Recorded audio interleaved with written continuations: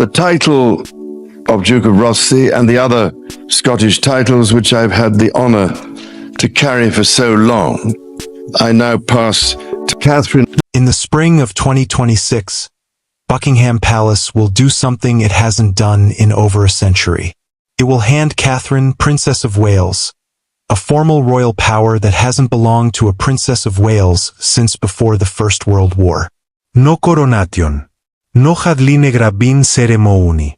Just a quiet change to who's allowed to put their name behind Britain's most trusted brands, and a much bigger story about who's really running the monarchy while King Charles fights cancer. This isn't palace gossip. This is what's actually happening, documented in official statements and royal reporting. And by the end of this video, you'll understand exactly why it matters for Charles, for William, for Catherine, and for the future of the crown itself. If you enjoy royal history, real palace developments, and the stories behind the headlines, make sure to subscribe and turn on notifications, because 2026 is shaping up to be one of the most consequential years for the monarchy since the Queen's death. To understand why this year matters, you have to go back to February 2024. That's when Buckingham Palace announced that King Charles had been diagnosed with a form of cancer, discovered during treatment for an unrelated prostate condition. The palace never named the specific cancer, respecting the king's privacy, but it confirmed he was undergoing regular treatment while continuing many of his official duties. Just weeks later, Catherine, Princess of Wales, made her own announcement. She, too, was undergoing chemotherapy following abdominal surgery, and she stepped back from public life for most of that year. For a stretch of 2024, Britain had both its king and its future queen dealing with cancer diagnoses at the same time, an almost unimaginable situation for a modern monarchy built around visible, active public figures. Catherine announced she was in remission in early 2025, and she spent the time since gradually rebuilding her public role, appearing at events, resuming patronages, and by late 2025 delivering her first major speech in over 2 years at the Future Workforce Summit in London. Charles's situation has been more complicated. Palace briefings heading into 2026 describe him reducing the intensity of his treatment this year, while making clear his cancer is not in remission. That's a careful, deliberate distinction, the kind of precise language palace communications teams use when they want to signal something is serious without inviting speculation about how serious. So what does a monarchy do when its head of state is managing a long-term illness? Historically, the answer has been formal, legal, and often quite blunt. The Regency Act. Britain has had regency legislation on the books since the 1930s, updated over the decades, which allows official duties to be handed to a regent if the monarch becomes incapable of performing them, or to counselors of state for temporary gaps, things like state visits abroad or short-term illness. Under the current rules, counselors of state include the sovereign spouse and the next 4 adults in line to the throne. Practically speaking, that means Queen Camilla, Prince William, and, notably, Prince Harry and Prince Andrew are technically eligible, even though neither of the latter two holds any working royal role today. That mismatch is one reason there's been public discussion about reforming the list. But what's happening with Catherine isn't a Regency Act mechanism. It's something quieter and, in some ways, more telling. Reports heading into 2026 describe William and Catherine being positioned to become grantors of royal warrants, expected to take effect in the spring.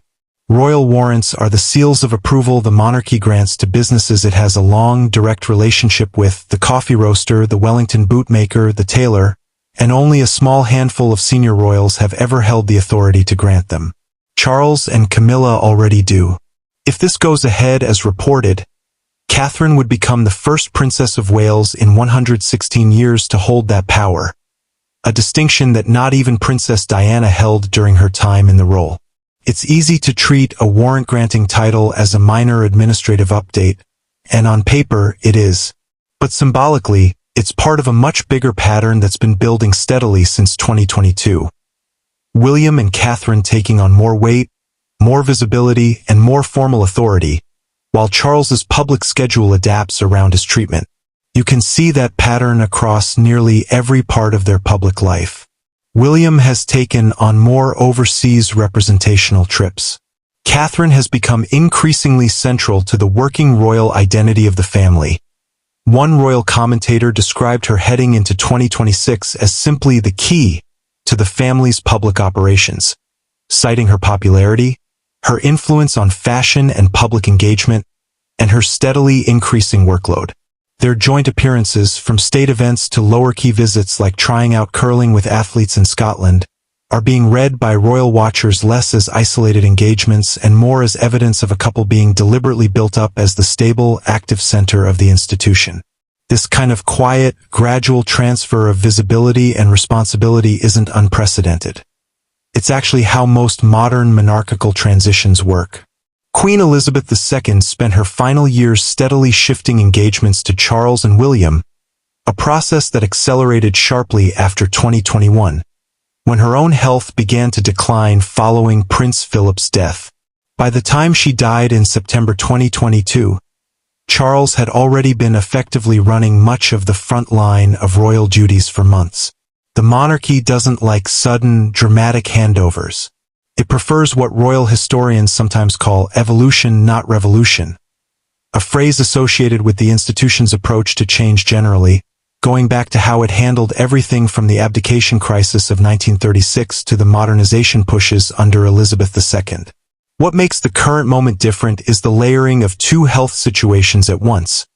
Inside a family that's already had to manage intense public scrutiny following Harry and Meghan's departure from royal duties in 2020, and the ongoing question of where Prince Andrew fits, or doesn't fit, into public life. Every additional formal step, a warrant-granting title, an expanded public schedule, a more prominent role at state events, gets read by the public and press through that lens. Is this simply normal succession planning, or is it evidence that the timeline has moved up? The honest answer, based on what's actually been reported and confirmed, is that nobody outside the palace's inner circle knows for certain, and the palace has been careful not to say. What we do know is the line of succession itself remains exactly as it's been since William and Catherine's wedding. William first in line, followed by his children George, Charlotte, and Louis, then Harry and his children. Nothing about Catherine's expanding public authority changes that order. She is not being positioned as a regent or an heir. She's being positioned as the person standing directly beside the next monarch, doing more of the public and institutional work that keeps the crown visible and functioning. There's a version of the story that plays out in tabloids and speculative YouTube videos as a palace conspiracy. Secret decrees, family rifts, power struggles behind locked doors. The real version is less cinematic but arguably more human. A father managing a serious illness while trying to keep an institution stable, a son and daughter-in-law stepping into heavier responsibilities while raising 3 young children, and a family that's already been through its own cancer scares navigating all of it largely in public view, whether they chose that visibility or not. What makes 2026 worth watching isn't a hidden document. It's the accumulation of small, verifiable, real decisions, a warrant title here, a reduced treatment schedule there, a first major speech after 2 years away, that together tell you where the monarchy is heading, even without anyone announcing it outright. So to recap, King Charles is scaling back the intensity of his cancer treatment in 2026 while continuing his duties. Catherine has returned to a fuller public role after her own recovery, and the two of them, alongside William, are expected to take on new formal authority, including becoming grantors of royal warrants this spring. None of it changes the line of succession. All of it tells you where the institution's center of gravity is quietly moving. If you found this breakdown useful, give the video a like, subscribe for more grounded royal coverage, and let me know in the comments what you think this means for the years ahead. We'll be tracking this story as it develops. See you in the next one.